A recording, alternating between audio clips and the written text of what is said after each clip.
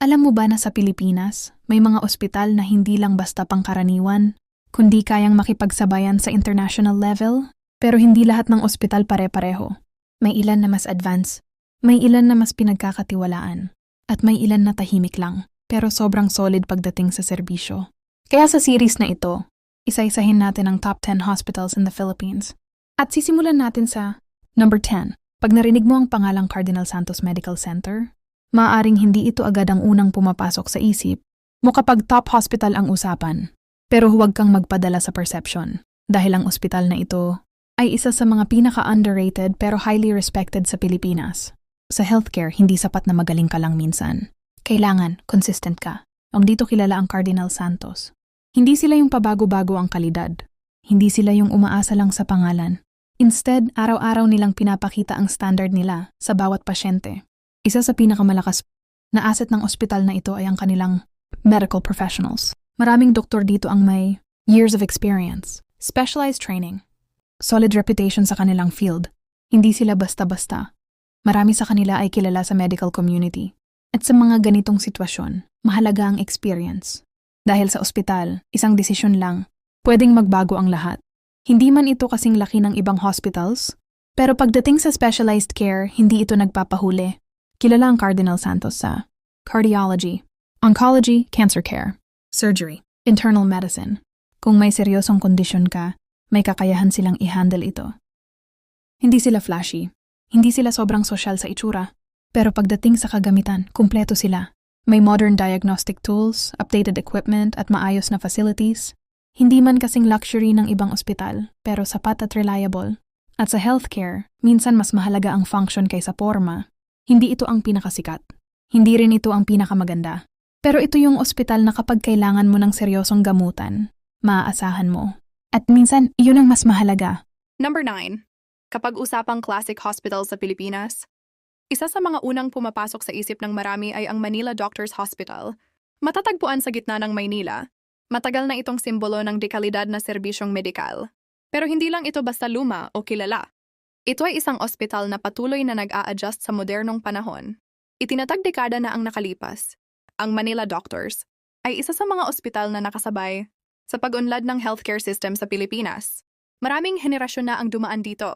May mga pamilya na dito na nagpapagamot mula pa sa kanilang mga lolo't lola hanggang sa kasalukuyang generation. At sa mundo ng healthcare, ang ganitong klase ng legacy, hindi basta-basta nakakamit. Ang Manila Doctors ay kilala bilang isa sa mga ospital na may malalim na kredibilidad, hindi lang sa pasyente, kundi pati sa mga doktor. Maraming medical professionals ang may respeto sa ospital na ito dahil sa kanilang standards, training environment, clinical experience. At kapag ang mismong mga doktor ay may tiwala sa isang ospital, that says a lot. Ito ang isa sa pinakamagandang strengths ng Manila Doctors. Hindi sila naiwan sa lumang sistema. Instead, pinagsama nila ang experience ng nakaraan.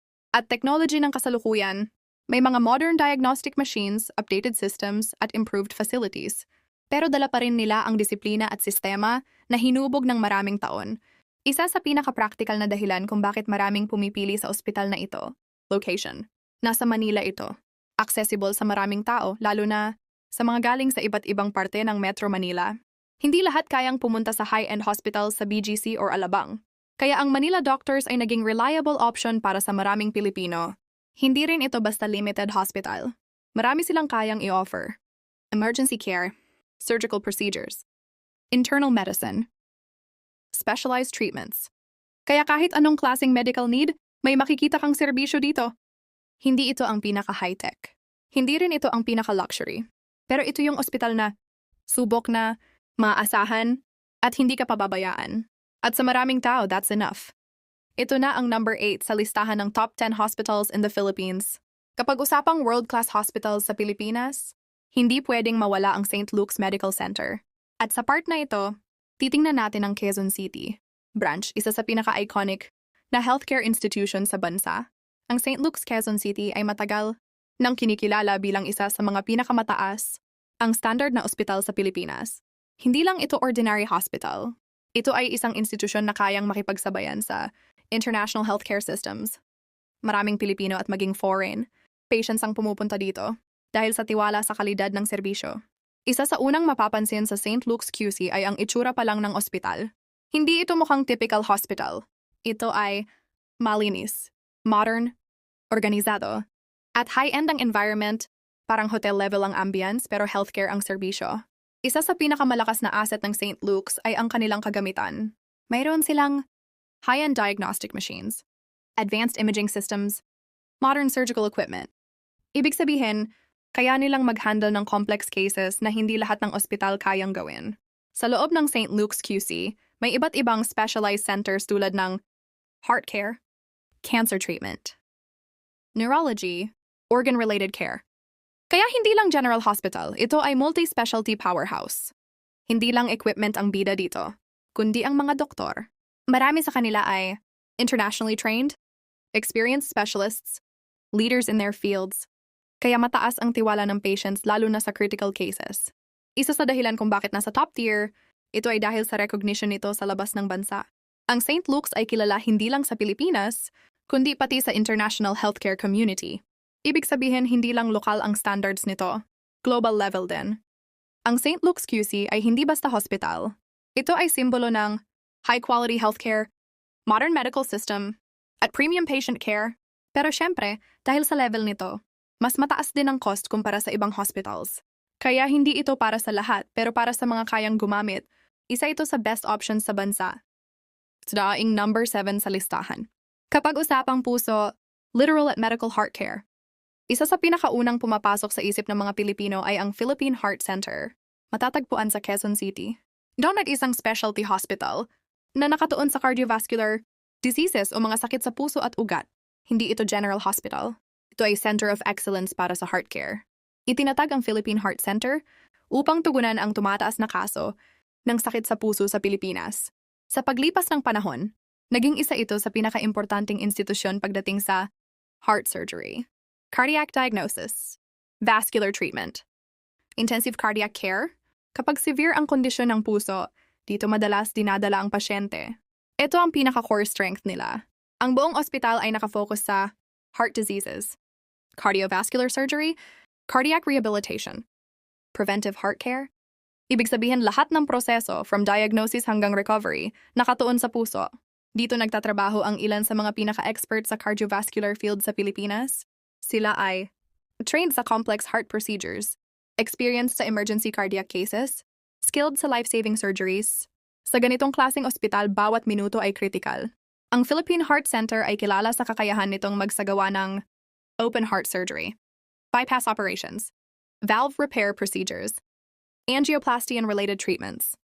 Hindi ito simpleng operasyon, life or death situations ito. Kapag ang isang pasyente sa probinsya ay may severe heart condition, madalas siyang nire-refer dito. Ibig sabihin, ito ang isa sa pinaka-importanting final destination hospitals para sa cardiac cases sa Pilipinas. Hindi ito luxury hospital. Hindi rin ito hotel-style facility. Pero pagdating sa heart care specialization, isa ito sa pinakamahusay sa bansa. At sa usaping buhay at kamatayan, ang expertise ang pinaka-importante. Ito na ang number 6 sa listahan. Kapag usapang modern private hospital sa Southern Metro Manila, isa sa unang pumapasok sa isip ng mga tao ay ang Asian Hospital and Medical Center. Matatagpuan sa Alabang, Muntinlupa. Ito ay kilala bilang isa sa pinaka-high-end at technologically advanced hospitals sa bansa. Ang Asian Hospital ay itinayo para magbigay ng world-class healthcare experience sa Pilipinas. Hindi lang ito basta ospital. Ito ay isang modern medical institution na dinisenyo para sa comfort ng pasyente, fast and efficient treatment, high-quality medical services. Sa madaling salita, pinagsama ang healthcare at premium service. Isa sa pinakaunang mapapansin sa Asian Hospital ay ang modern design at facilities nito. Mayroon silang advanced diagnostic imaging, modern operating rooms, intensive care units na high-tech, emergency department na efficient. Ang setup nila ay parang international hospital standard. Hindi lang general practitioners ang meron dito. Ang Asian Hospital ay may malawak na network ng specialists sa cardiology, oncology, neurology, orthopedics, gastroenterology. Ibig sabihin, kahit anong sakit may eksperto silang pwedeng tumingin. Isa sa pinaka-highlight ng Asian Hospital ay ang focus nila sa pasyente. Hindi lang nila tinitingnan ang sakit, tinitingnan din nila ang comfort at experience ng pasyente. Kaya kilala ito sa maayos na serbisyo, malinis at comfortable rooms, efficient staff response, para itong hospital plus hotel experience. Isa sa dahilan kung bakit gustong-gusto ito ng patients ay ang maayos na proseso. Hindi magulo. Hindi nakaka-stress. May sistema sa checkups, admissions, procedures, billing and assistance. Sa healthcare, malaking bagay ang organization. Ang Asian Hospital ay hindi pinakamura, pero hindi rin ito basta luxury lang. Ito ay balanced healthcare system, modern facilities, at reliable medical services. Kaya pasok ito sa top 10. Tuna ang number 5 sa listahan. Kapag usapang public hospital sa Pilipinas, isa lang ang madalas agad na pumapasok sa isip ng karamihan, ang Philippine General Hospital o PGH. Matatagpuan sa Taft Avenue, Manila. Ito ang pinakamalaking government hospital sa bansa at isa sa pinakaimportanteng institusyon ng healthcare system ng Pilipinas. Ang PGH ay hindi lang basta ospital. Ito ay ang teaching hospital ng University of the Philippines, Manila, kung saan nagsasanay ang mga future doctors ng bansa. Ibig sabihin, dito humuhubog ng mga susunod na eksperto sa medisina sa Pilipinas. At sa loob ng maraming dekada, naging sandalan ito ng milyon-milyong Pilipino. Ang PGH ay may kapasidad na tumanggap ng napakaraming pasyente araw-araw. Dito dumadagsa ang emergency cases, critical patients, charity patients, referrals mula sa iba't ibang rehiyon. Ibig sabihin ito ang lifeline ng maraming Pilipino. Isa sa pinakaimportanteng papel ng PGH ay ang pagiging teaching hospital. Dito nag-aaral at nagsasanay ang medical students, interns, residents, specialists in training, kaya bawat pasyente dito ay may kasamang academic at clinical learning process. Pero huwag mag-alala, supervised ito ng mga eksperto.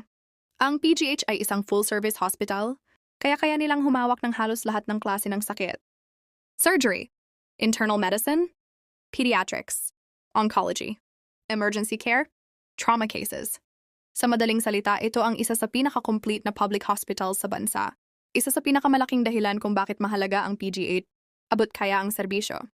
Maraming Pilipino ang walang kakayahang pumunta sa private hospitals. Kaya ang PGH ang nagsisilbing safety net, hope center, at medical lifeline. Para sa marami, dito nagsisimula ang laban para sa buhay. Hindi ito luxury hospital. Minsan mahaba ang pila. Minsan kulang sa resources. Pero sa kabila nito, ito ang ospital na tumutulong sa pinakamaraming Pilipino at sa healthcare system ng bansa, hindi ito pwedeng mawala. Ito na ang number 4 sa listahan. Kapag usapang top private hospitals sa Pilipinas, hindi mawawala ang Makati Medical Center o mas kilala bilang Makati Med. Matatagpuan sa puso ng Makati City, ito ay isa sa pinaka-iconic na healthcare institution sa bansa. Sa loob ng maraming dekada, naging simbolo ito ng quality healthcare, professionalism at medical excellence. Ang Makati Med ay isa sa mga unang private tertiary hospitals sa Metro Manila na nag-establish ng strong reputation sa modern healthcare services. Hindi lang ito basta ospital. Ito ay isang institusyon na pinagkakatiwalaan ng maraming Filipino at international patients. Ang Makati Med ay kilala sa medical community bilang isa sa pinaka-respected hospitals sa bansa. Maraming doktor dito ang highly trained, board-certified specialists, experienced sa complex cases, kaya mataas ang tiwala ng pasyente, lalo na sa critical situations. Isa sa pinaka-strength nito ay ang modern private healthcare system. Mayroon silang advanced diagnostic equipment, modern operating rooms, intensive care units, emergency response systems. Hindi sila nagpapahuli pagdating sa technology at efficiency. Ang Makati Med ay isang multi-specialty hospital. Ibig sabihin kaya nilang mag-handle ng iba't ibang medical cases. Cardiology, oncology, neurology, orthopedics, gastroenterology, internal medicine. Ibig sabihin, hindi ka limitado sa isang type of care lang. Ang iyong Makati Med ay hindi pinakamura, pero isa ito sa pinaka-balanced private hospitals sa bansa. Quality care, modern facilities, experienced doctors. Kaya naman hindi nakapagtataka kung bakit nasa top 4 ito.